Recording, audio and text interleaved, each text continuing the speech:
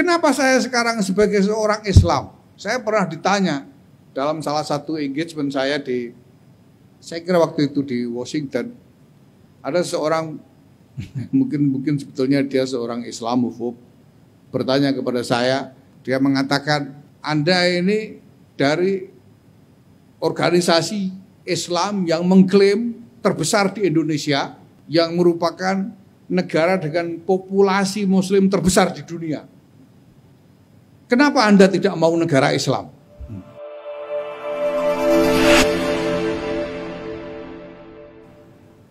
Assalamualaikum warahmatullahi wabarakatuh. Alhamdulillah wa syukurillah wassalatu wassalamu ala rasulillah Sayyidina Maulana Muhammad ibn Abdullah wa ala alihi wa sahbihi mawalah.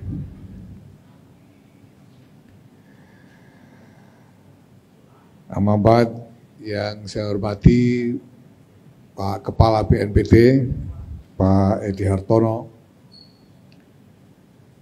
yang saya hormati para pimpinan Kepolisian Negara Republik Indonesia yang masih bersama kita di ruangan ini,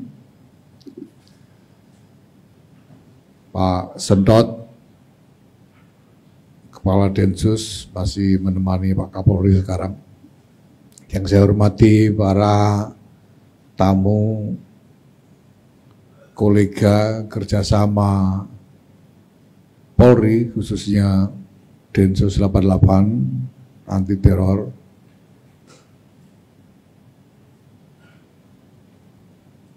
Terus terang, ada satu masa dulu saya itu takut sama polisi.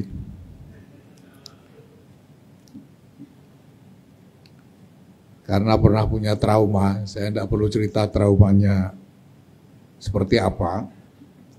Traumanya sebetulnya bukan kepada polisi di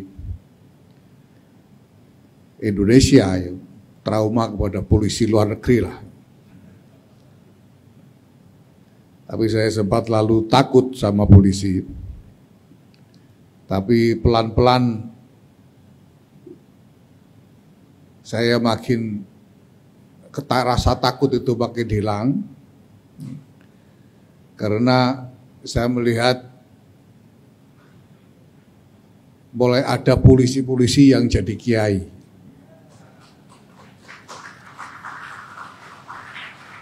Dulu di Jawa Tengah itu ada mubalik yang terkenal sekali waktu itu, namanya Kolonel Halilintar. Waktu itu masih pakai pangkat kolonel. Nah sekarang misalnya kita, apalagi ada Wakapolri yang hafal kitab kuning itu. Dan saya lihat Pak Kapolri lama-lama gesturnya makin mirip kiai juga, jadi makin lama makin terasa nyaman berkumpul dengan polisi-polisi ini.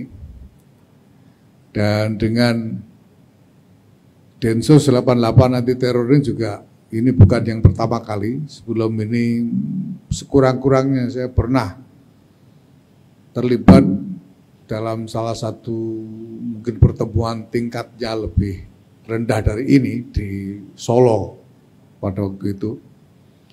Dan saya sendiri secara pribadi juga terlibat dalam berbagai macam aktivisme counter radicalism, baik secara domestik maupun internasional, khususnya sejak saya mendapatkan tugas khusus dari pada waktu itu Rais Am Pengurus Besar Nahdlatul Ulama almarhum Kiai Haji Sahal Mahfudz untuk menangani berbagai macam kontak kerjasama Nahdlatul Ulama dengan pihak-pihak internasional. Maka saya kemudian juga terlibat di dalam berbagai macam kegiatan kerjasama dalam konteks counter radicalism and terrorism ini. Misalnya pada tahun 2013 saya pernah terlibat bersama-sama dengan UNICRI, United Nations International Crime Research Institute untuk membantu pemerintah Belgia waktu itu, Kementerian Kehakiman Belgia, dalam satu proyek upaya menangani radikalisasi di penjara-penjara Belgia waktu itu, tahun 2013. Saya juga kemudian secara decisive lebih banyak terlibat lagi dalam jaringan internasional terkait masalah ini, sampai kemudian pada tahun 2014 saya bersama beberapa orang teman mendirikan satu organisasi di Amerika Serikat yang kami beri nama Bait Ar-Rahmah atau Home of Divine Grace, yang kemudian menggalang berbagai macam kerjasama dengan berbagai pihak internasional. Kami misalnya pernah terlibat dalam satu studi khusus tentang ISIS pada tahun 2015-2016 saya kira, bersama salah satu lembaga internasional di Austria yang berbasis di Universitas Vienna, yaitu Vienna Observatory on Terrorism and Extremism atau Vortex waktu itu. Dan kami melakukan riset terhadap berbagai macam kegiatan ISIS di platform-platform internet dengan hasil yang luar biasa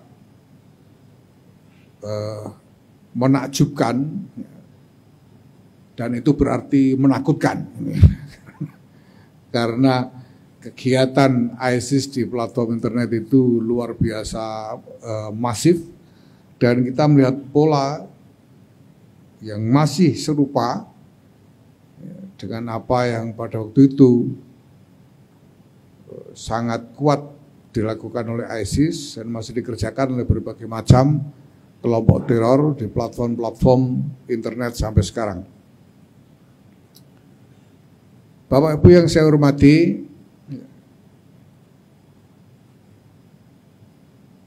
persoalan radikalisme dan terorisme ini memang masalah yang berlapis-lapis dan memiliki manifestasi di level yang berbeda-beda dalam masyarakat. Densus 88 saya kira mungkin lebih banyak terlibat di dalam mengatasi masalah-masalah radikalisme terorisme ini pada tingkat individual dari pelaku-pelaku teror dan mereka yang terlibat dalam gerakan radikal. Karena seperti kata Pak Sedot, Kadensus, katanya ilmunya itu ilmu nangkep. Jadi gimana caranya nangkep orang? Nangkep itu kan orang per orang, gitu. Individual. Bagaimana halnya juga upaya untuk melakukan pembinaan terhadap para ex-aktivis gerakan radikal dan teror seperti Jamaah Islamiyah ini, tentu lebih banyak atau sebagian besar yang dilakukan adalah pendekatan individual kepada aktor-aktor yang terlibat di dalamnya.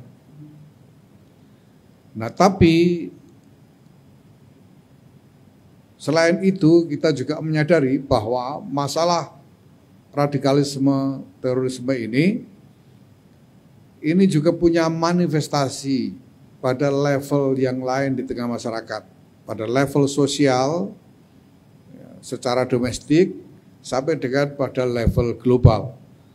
Karena saya kira teman-teman di Densus 88 ini juga sudah hafal sekali bahwa setiap gerakan radikal dan teror yang muncul di dalam negeri ini biasanya terkait dengan jaringan yang lebih luas secara internasional, karena memang manifestasi dari problem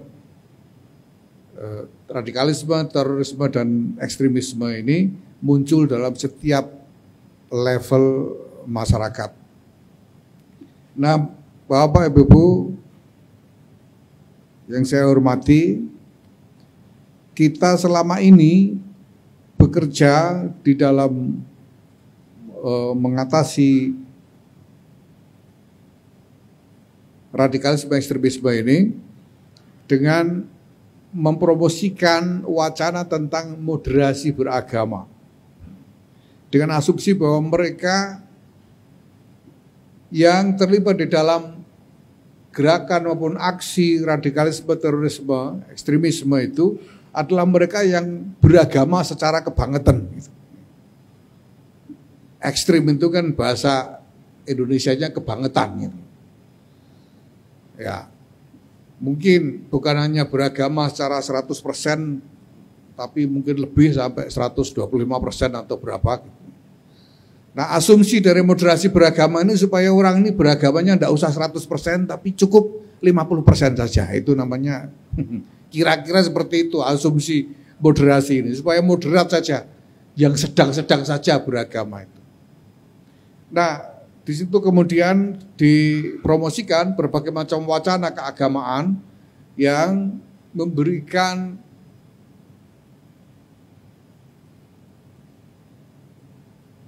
tawaran-tawaran nilai yang dikaitkan dengan agama itu, yang memiliki artikulasi-artikulasi yang lembut, yang ramah, artikulasi-artikulasi yang toleran dan lain sebagainya, untuk menandingi wacana yang dipromosikan oleh kelompok-kelompok radikal dan teror itu, yang mengarah kepada konflik, yang mendorong kepada konsolidasi dari kelompok agama itu untuk berkonflik melawan mereka yang dianggap berbeda. Nah, Bapak Ibu sekalian saya hormati, sejak September 11, sejak serangan 11 September di gedung WTC di New York, kegiatan atau aktivisme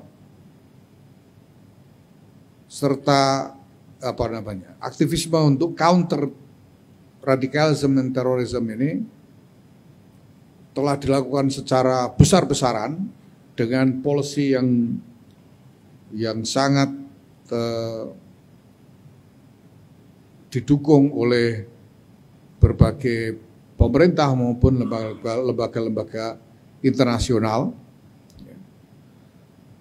Tetapi seperti yang tadi juga disinggung oleh Pak Kapolri, bahwa masalah radikalisme dan terorisme ini seolah tidak ada habisnya. Dan sampai sekarang mungkin kita tidak pernah bisa mengatakan bahwa masalah ini bisa diatasi. Dan bahkan masih sangat rentan bisa muncul lagi ketika terjadi momentum-momentum. Nah, setelah sekian lama saya pribadi dan sekarang juga pada tahap kami sudah membangun satu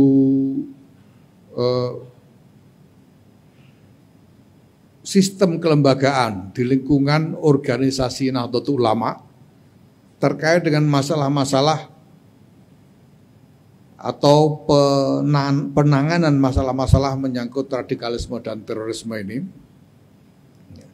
Kami sampai pada kesimpulan bahwa kita memerlukan landasan nilai yang lebih decisif tentang kenapa kita harus menolak radikalisme dan terorisme. Selama ini wacana yang dikembangkan untuk menolak radikalisme dan terorisme adalah promosi nilai-nilai agama yang dianggap merupakan tandingan dari artikulasi-artikulasi kelompok radikal dan teroris itu. Seperti misalnya kalau kelompok radikal mempromosikan teori al-wala wal bara, teori segregasi antara muslim dengan non-muslim, maka di sisi lain kita mempromosikan artikulasi yang misalnya kita kaitkan dengan Islam sebagai rahmatan lil alamin misalnya. Ketika kelompok radikal teror membuat artikulasi yang mendorong pada peperangan atau penggunaan kekerasan, maka kita mempromosikan wacana nilai-nilai yang terkait dengan kasih sayang dan lain sebagainya. Ini yang selama ini kita lakukan. Nah, masalahnya kemudian adalah apa alasannya? Karena Bapak sekalian yang saya hormati, baik artikulasi-artikulasi yang bersifat mendorong konflik, yang bersifat mendorong segregasi, yang bersifat mendorong kekerasan kepada kelompok yang dianggap non-muslim atau kafir, dianggap musuh, maupun artikulasi-artikulasi yang mendorong toleransi, kasih sayang, integrasi sosial. Ya, dua macam artikulasi ini sama-sama punya rujukan di dalam sumber-sumber agama. Ketika saya terlibat dalam kerjasama dengan Vortex yang tadi saya sampaikan, dan kami mengumpulkan berbagai macam dokumen tentang wacana keagamaan yang dibangun oleh ISIS. Salah satunya ada satu kitab 600 halaman lebih yang ditulis oleh Mufti ISIS pada waktu itu, yang berisi landasan keagamaan kenapa orang harus bergabung dengan ISIS dan berperang melawan sistem global yang dianggap sebagai sistem kafir. Saya ini santri sejak kecil, bapak saya kiai, kakek saya juga kiai. Saya belajar agama praktis sejak saya bisa mulai ngomong. Saya belajar tentang sejarah Islam, tentang syariat dan lain sebagainya sejak kanak-kanak sampai tua begini juga belum selesai. Maka saya bisa melihat dan saya tahu betul, saya tahu persis karena saya juga belajar itu, bahwa kitab yang dijadikan pegangan keagamaan oleh ISIS itu sepenuhnya otoritatif. Otoritatif itu artinya apa? Bisa diterima berdasarkan asas-asas kajian keagamaan yang ada di dalam Islam. Nah, bahwa kemudian ada Al-Azhar yang membangun wacana yang berbeda, ini soal perbedaan interpretasi. Dan di dalam doktrin agama, perbedaan interpretasi ini tidak bisa membatalkan satu sama lain kalau hanya sekedar perbedaan interpretasi. Itulah sebabnya Bapak Ibu sekalian yang kami hormati, sejak itu kami memfokuskan diri untuk mencari landasan yang lebih decisif, yang lebih tegas, yang lebih pasti tentang kenapa kita harus hidup berdampingan secara damai dan tidak menyulut konflik dan permusuhan antar kelompok. Bapak sekalian yang kami hormati, di dalam studi yang kami lakukan itu kami menemukan bahwa sebetulnya konflik antar kelompok identitas itu adalah sesuatu yang dulunya normal selama bukan hanya ratusan bahkan ribuan tahun dalam sejarah peradaban umat manusia. Dan bahwa aspirasi untuk saling berdamai, aspirasi untuk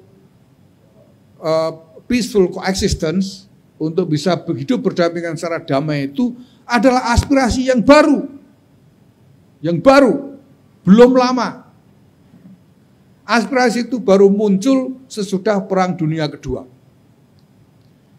Aspirasi bahwa di dalam pergaulan umat manusia global ini kita harus saling menenggang dengan mereka yang berbeda identitas, harus toleran, harus berdampingan secara damai, itu baru muncul sekurang-kurangnya itu sesudah Perang Dunia Kedua. Dengan lahirnya Piagam PBB yang di dalamnya terdapat prinsip-prinsip antara lain prinsip tentang perbatasan-perbatasan internasional yang definitif. Ini juga sesuatu yang baru, yang nyaris unprecedented, bahwa ada sistem untuk menetapkan perbatasan internasional untuk menentukan batas kedaulatan negara-negara. Sebelumnya ini nyaris tidak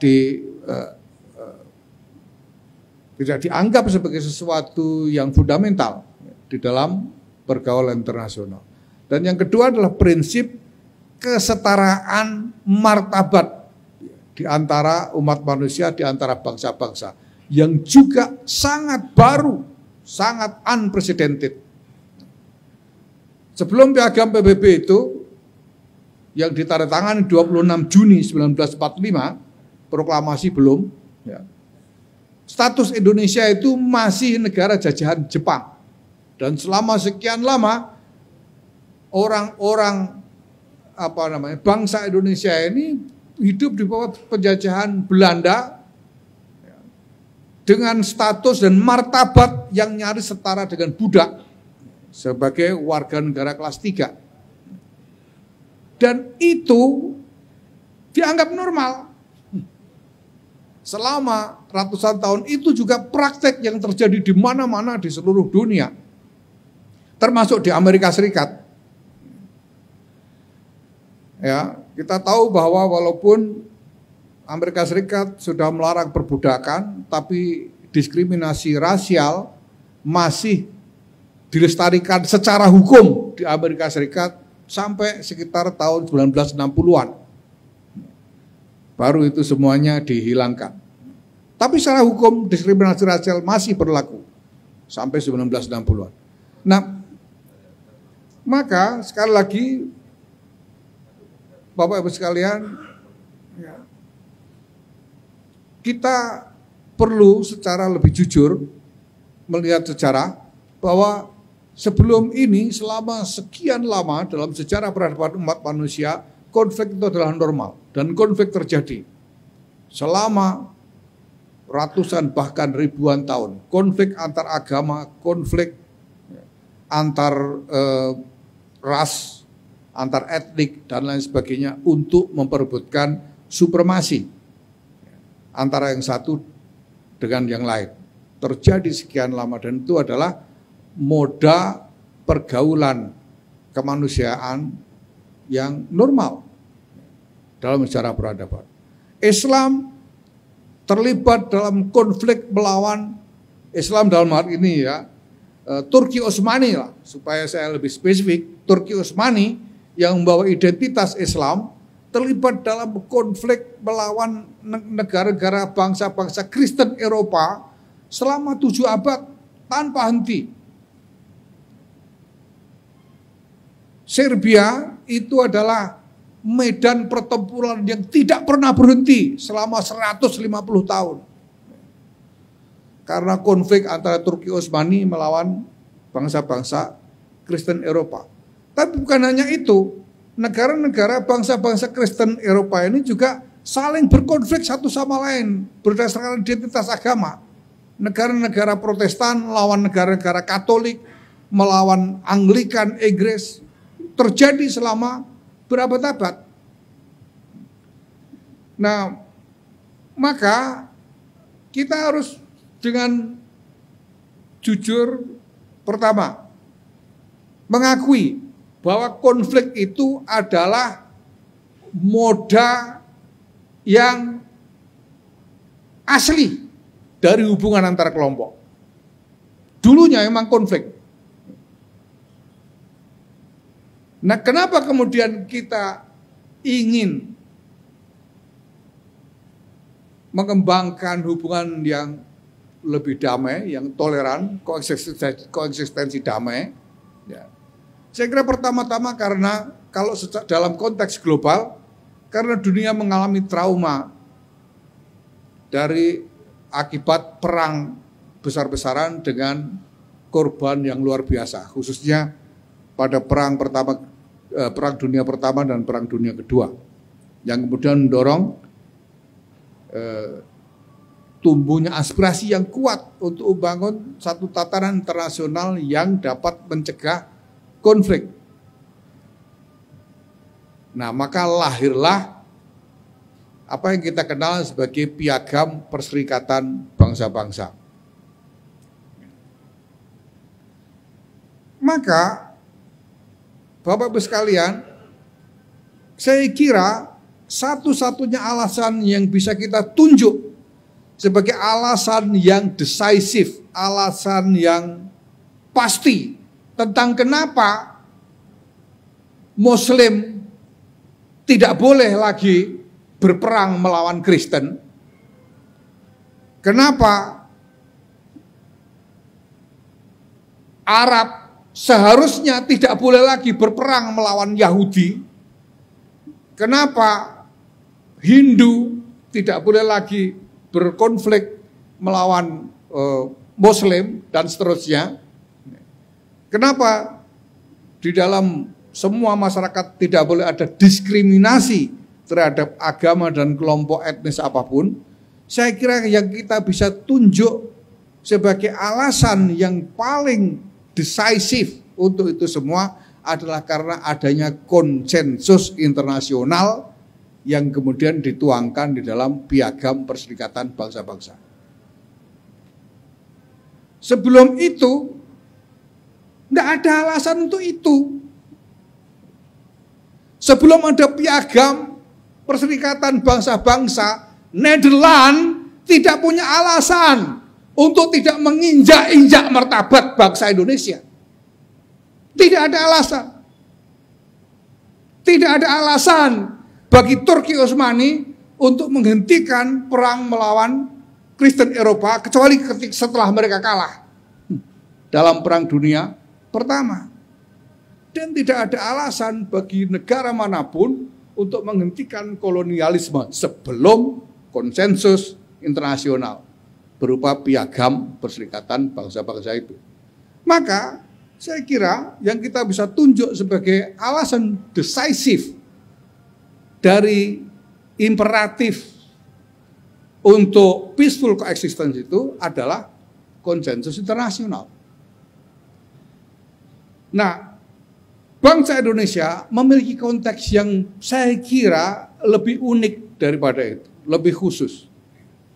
Karena pertama, kita memiliki sejarah yang unik, bangsa ini memiliki sejarah yang unik sedemikian rupa, sehingga ada rasa identitas sebangsa yang mungkin lebih kuat dibanding sejumlah negara atau sejumlah bangsa lain di dunia ini. Bangsa Indonesia ini kita punya sejarah dengan dengan konteks sosial dan teritorial yang relatif lebih solid selama berabad-abad sejak masa Sriwijaya sampai dengan akhir kolonialisme, yang membuat masyarakat di lingkungan Nusantara ini memiliki naluri rasa sebangsa di antara mereka. Dan jauh sebelum kemerdekaan, Oktober 1928, sudah terjadi satu konsensus di antara berbagai representatif dari berbagai kelompok etnis dan kelompok identitas yang lain di Indonesia, kelompok-kelompok agama, untuk membuat kesepakatan bersama yang dituangkan di dalam Sumpah Pemuda. Berbangsa satu, bertanah air satu, berbangsa satu, berbahasa satu, Indonesia. Ini adalah konsensus. Dan konsensus ini lebih lanjut diwujudkan di dalam proklamasi kemerdekaan dengan lahirnya Negara Kesatuan Republik Indonesia berdasarkan Pancasila Undang-Undang Dasar 1945. Maka Bapak Ibu sekalian yang saya hormati, kenapa saya sekarang sebagai seorang Islam? Saya pernah ditanya dalam salah satu engagement saya saya kira waktu itu di Washington, ada seorang mungkin sebetulnya dia seorang Islamofob, bertanya kepada saya, dia mengatakan, Anda ini dari organisasi Islam yang mengklaim terbesar di Indonesia, yang merupakan negara dengan populasi Muslim terbesar di dunia. Kenapa Anda tidak mau negara Islam? Itu yang dia tanyakan. Anda Muslim dari gerakan Islam di negara mayoritas Islam, kenapa Anda tidak mau negara Islam? Saya kira pertanyaan orang ini sebetulnya adalah pertanyaan yang sifatnya menguji, karena dia mungkin tidak terlalu percaya bahwa saya ini seorang Muslim yang damai. Karena Islamofob di berbagai negara itu meyakini bahwa tidak ada Muslim yang baik. Muslim yang baik itu cuma Muslim yang sudah mati. Itu keyakinan Islamofob di berbagai negara. Saya bertemu juga dengan mereka, melakukan engagement dengan mereka, dan mereka senantiasa ingin menguji apa betul ini jujur, jangan-jangan ini cuma berpura-pura saja, cuma menjilat-jilat saja, karena sebetulnya dia masih tidak mau. Kenapa Bapak? Karena sebetulnya Bapak-Ibu sekalian, semua orang juga tahu bahwa pada sebagai tandingan dari wacana artikulasi keagamaan yang damai dan toleran itu, ada wacana yang mendorong konflik. Dan dua-duanya mengklaim membuat rujukan kepada sumber-sumber ajaran. Itu JI, ISIS, apalagi itu, semuanya. Mereka kalau ngomong juga berdasarkan ayat-ayat Quran, berdasarkan hadis, berdasarkan pendapat dari para ulama dan sebagainya. Sama seperti Kiai-Kiai NU ini. Jadi ini cuma adu ayat aja, yang satu bilang toleran, yang satu bilang konflik.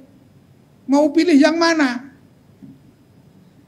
Nah, karena itulah Bapak sekalian yang saya hormati, kami sampai pada kesimpulan bahwa kita perlu menegaskan alasan bahwa kita harus bersama, alasan bahwa kita harus berkoeksistensi damai, harus toleran dan seterusnya, adalah karena kita telah mengakui, kita telah memiliki konsensus di antara kita semua untuk hidup di dalam Negara Kesatuan Republik Indonesia berdasarkan Pancasila Undang-Undang Dasar 1945.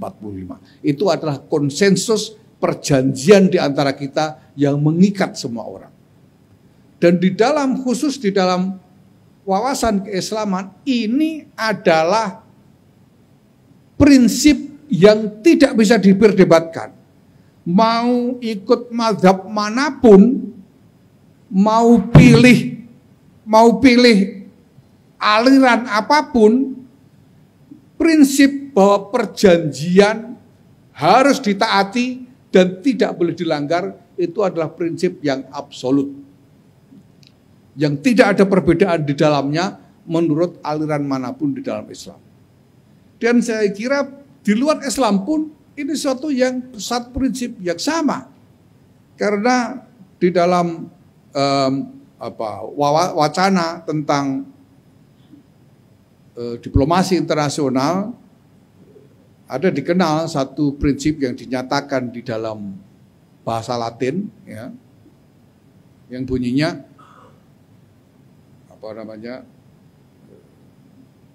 pacta sunt servanda. Perjanjian harus dipegang, harus ditaati. Pacta sunt servanda. Dan ini merupakan asas diplomasi internasional yang sudah sangat lama. Dan di dalam Islam ada sabda Rasulullah Muhammad SAW mengatakan an-nas ala syurutihim, orang itu terikat pada perjanjian yang dibuatnya.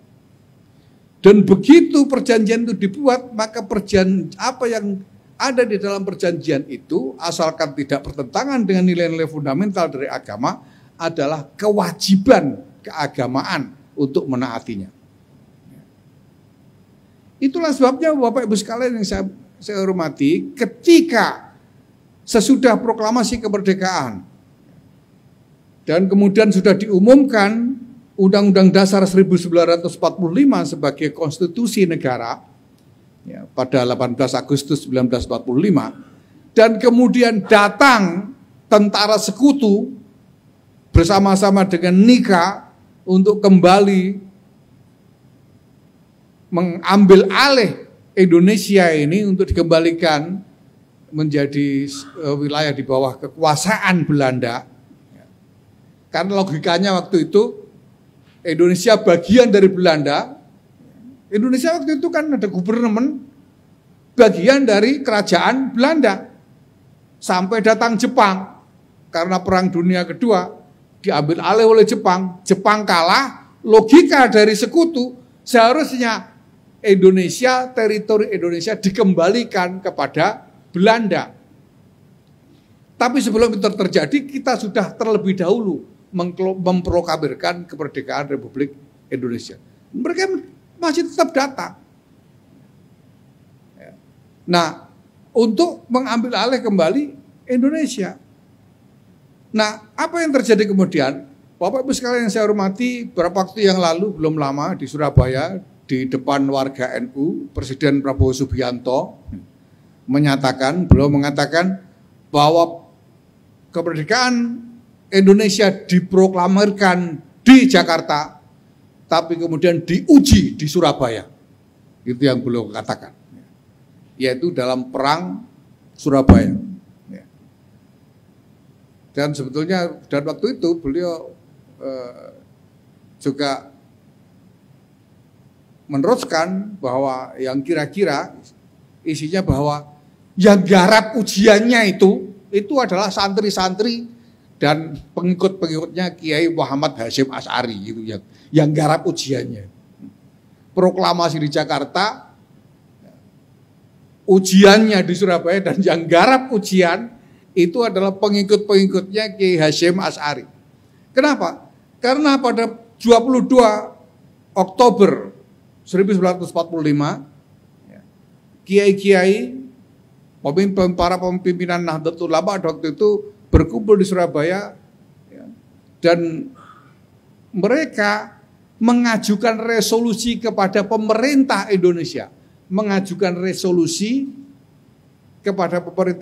Jadi kita sekarang mengenal ada resolusi jihad, itu adalah resolusi dari para pimpinan Nahdlatul Ulama kepada pemerintah Republik Indonesia, yaitu Presiden Soekarno dan Wakil Presiden Muhammad Hatta, yang isinya adalah meminta agar pemerintah mengumumkan perang sabil untuk mempertahankan bangsa melawan tentara sekutu yang datang ke Surabaya.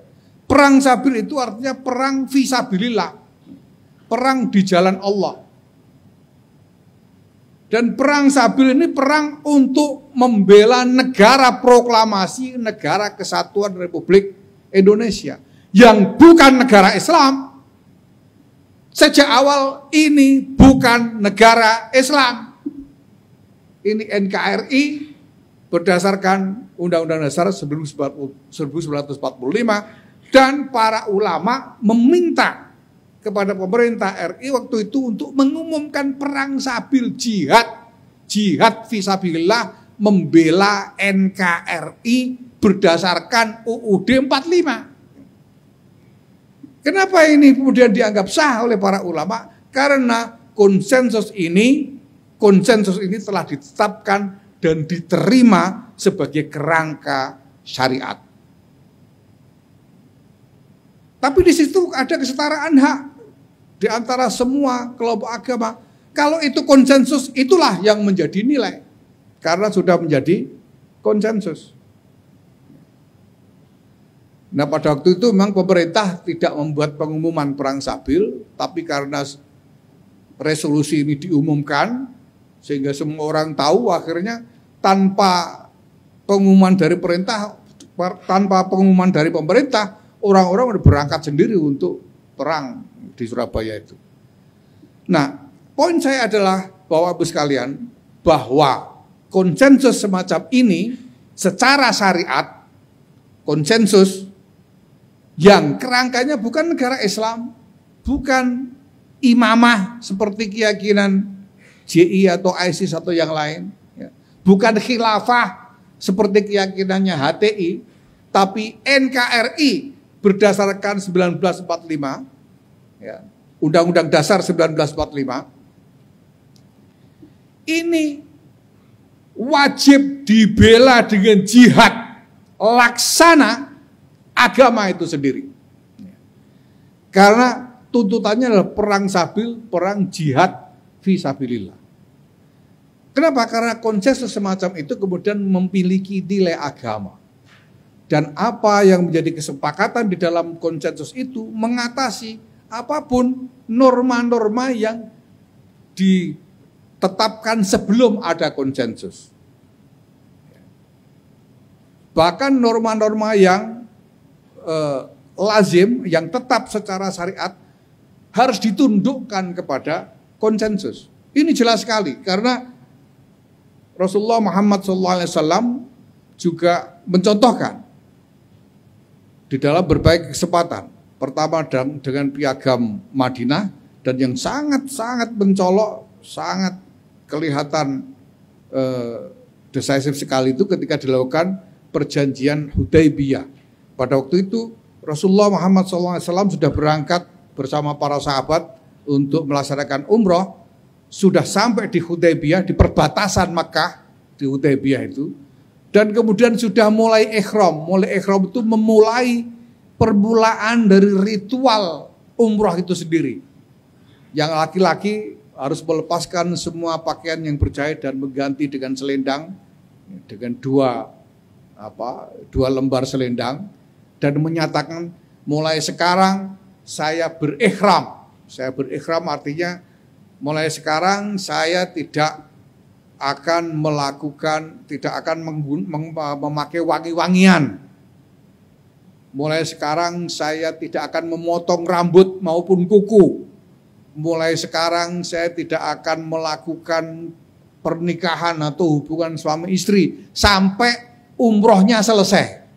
Sampai selesai umroh yang ditandai dengan tahallul. Itu mulai ikhram itu begitu.